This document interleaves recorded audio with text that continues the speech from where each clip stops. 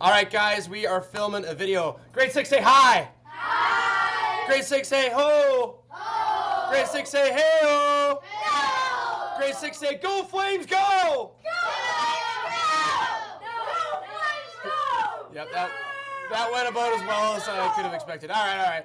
Okay, we're making a quick little video on how to do the doubling strategy. And you know what? We're going to make a classroom thing right now. So practice doubling strategy. Okay, cool. Let me get my little pen out here. So sometimes, and especially in real life, you're going to get multiplication sentences that are pretty ugly, pretty yucky. Okay, so let's say we've got, oh geez, I don't know, 44. Okay, times 12. Yeah, why not? Okay, what we're going to do is half one of these two factors. Okay, so I'm going to half 44. Okay, well, what's the half of 44? 22. 22. Okay, and then everything else stays the same. So multiplication drops down, my other factor drops down. Now, geez, it's supposed to be a 2. Looks like a 1. Okay. Now, one thing I kind of noticed now that I've halved it, 22 times 12, is that really easy either? No. Not really. So you know what? Let's just half 22 one more time. What's half of 22? 11. 11. All right, cool. So now 11 times 12, that should be within my multiplication facts. What is that? 132. 132. Awesome.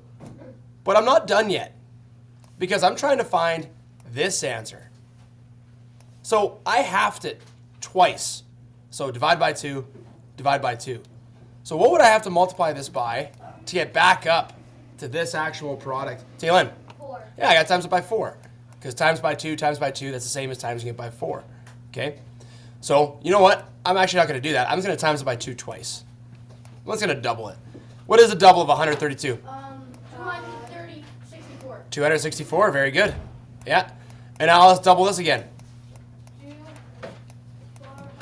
8. 2 times 6 is 12. 2 times 2 is 4, plus 1 is 5. 528. And that's essentially what this doubling strategy is. It's having one of your factors so that the multiplication sentence is easier to do in your head. Okay, now this isn't a great example, I'll admit, because we did kind of have to use the standard algorithm anyway. So let's do another one that makes a bit more sense. Oh, sorry. They kind of changed the format on this a little bit, so I'm not 100% competent with it yet. There we go. Okay, let's do another one. Let's go 12 times, I don't know, 21. Yeah, this one's a bit more manageable. Now, notice our two factors. What's something you notice about these two? Marshall? You can't half 21. Why not? Because it's odd. Yeah, I mean, Give you a decimal number. exactly. I could half it, but it'd be a 0.5, and then does that make my multiplication sentence easier to do in my head? Absolutely not. So I have to have 12, and that would be 6. Everything else drops down. All right, now we can definitely do this mentally. What's 6 times 20? 120. And then 6 times 1?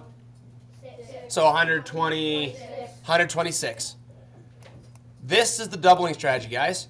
We see one factor is even. We have it. Easier multiplication sentence. And then what's the last step?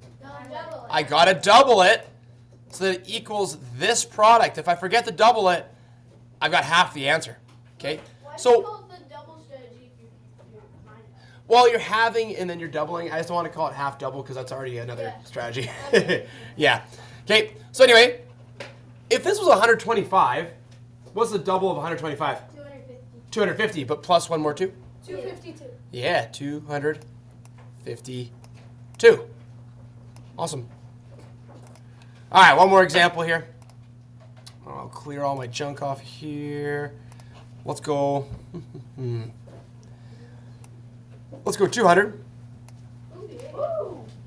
times, I don't know, 15,337. Yuck.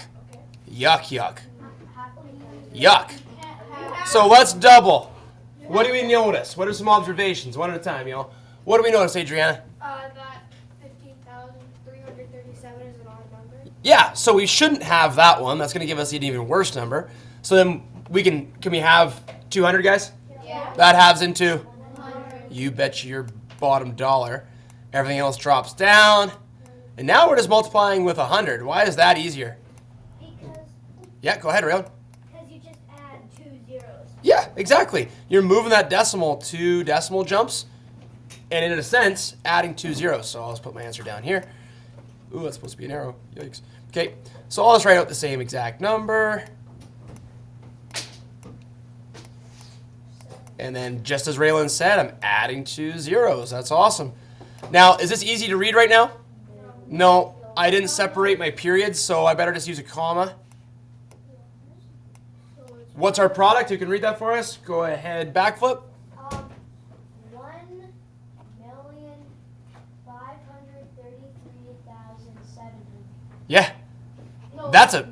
Yeah. 1 million. Oh, you shouldn't say and. You're right. Yeah, Oh. 1 million. He said 1 million.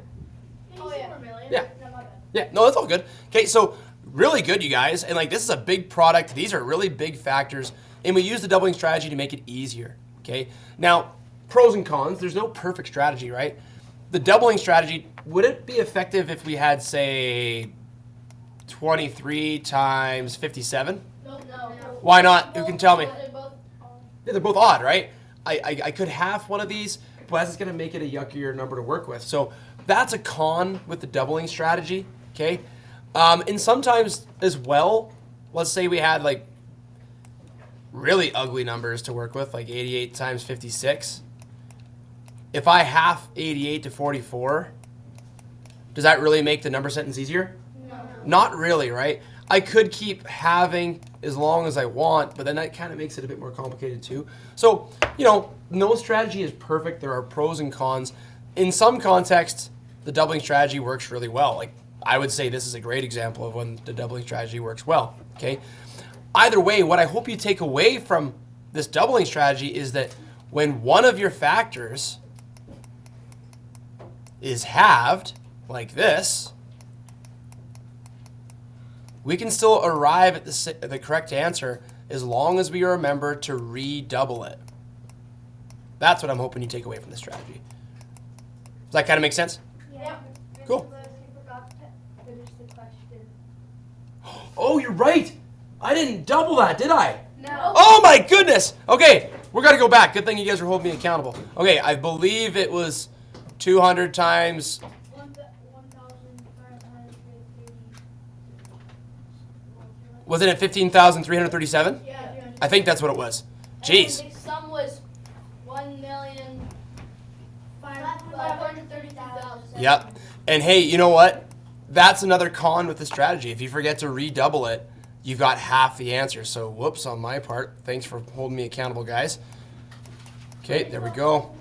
It's also worse if you do it on a computer, because then you have to write your number if you've already erased it. Totally, yeah. Makes my bad printing even worse. Okay, so there's our product here, but now you're right. We got to double this bad boy. So let's double it.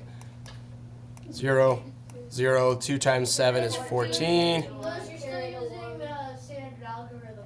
True. Yeah, so for a big product like this, pretty hard to double it in your head. So again, it's not a perfect strategy. And again, really like the main purpose of why we're teaching this, even though it's kind of a flawed strategy, is this so we understand you half a factor, you got to double the product if you're going to equal where our answer actually should be right here. Okay, so let's finish this off. 2 times 3 is 7. plus this. Oh, I mean you already did it. 7. Yeah, you're right. 6. 10, carry 1. Oh yeah. 3. Yep. Okay, now let's just count our periods. So 1, 2, 3, comma. 1, 2, 3, comma. Who can read this for us? Yep, Gunner. 3,067,400. Dang, you're good. All right. Okay, well, thanks, guys. That was kind of fun. I kind of like doing videos with you guys way more than doing it on my own. That's awesome. Thanks, guys.